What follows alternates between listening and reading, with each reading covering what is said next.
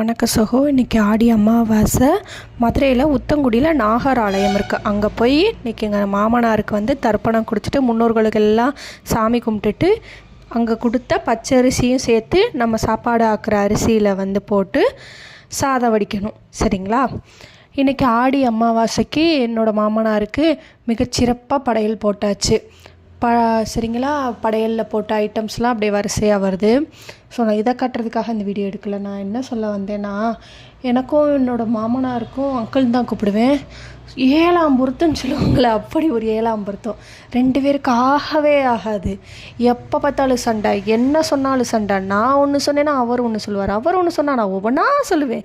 அப்படின்ற மாதிரி 2 பேரும் அப்படியே இந்த இதில் WWயில் ஆப்போசிட்டு முறைச்சிக்கிட்டு நிற்பாங்களா, அப்படி தான் நிற்போம் எப்பயுமே. எனக்கு கல்யாணம் முடிஞ்சு கிட்டத்தட்ட 8 வருஷம் ஆயிடுச்சு.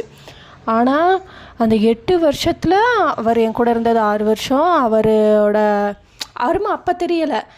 ரொம்ப சண்டை போட்டு எதுனாலும் போட்டி பண்ணி அந்த மாதிரி பண்ணிக்கிட்டு இருந்தோம். சரியா? அவர் இறக்கும் போது கடைசி நாளைக்கு வெள்ளிக்கிழமை இறந்தார். மார்ச் 29, 2024 சதுர்த்தி திதியில் இறந்தார். சரிங்களா? அவர் இறக்குறதுக்கு நாள் வந்து நைட்டு அவர் படுக்கையாக இருந்தார். என்னை பார்த்தாரு. ஆனால் அவரால் பேச முடியல. இந்த வாய்ஸில் ஒரு மாதிரி கொளறி பேசுவாங்களா, அப்படி தான் பேசினார். என்னை திரும்பி பார்த்தாரு. என்ன அங்கிள், அதெல்லாம் உங்களுக்கு ஒன்றும் ஆகாது அங்கிள், சரியாயிடுவீங்க அப்படின்னு நான் எப்பயும் போல தான் பேசினேன். ஆனால் அப்படியே கண்ணீர் ஒரு ஓரமாக வடிஞ்சிச்சு. பார்த்துக்கோமா அப்படின்னு சொன்ன மாதிரி அது எனக்கு அப்போ ஃபீல் ஆச்சு. அப்படியே பேசிவிட்டு அப்படியே இது பண்ணியாச்சு. வெள்ளிக்கிழமை நாங்கள் எப்பயும் போல் இதே மாதிரி ஒரு அன்றைக்கி ஏதோ சமையல் சமைச்சிக்கிட்டு இருந்தோம்.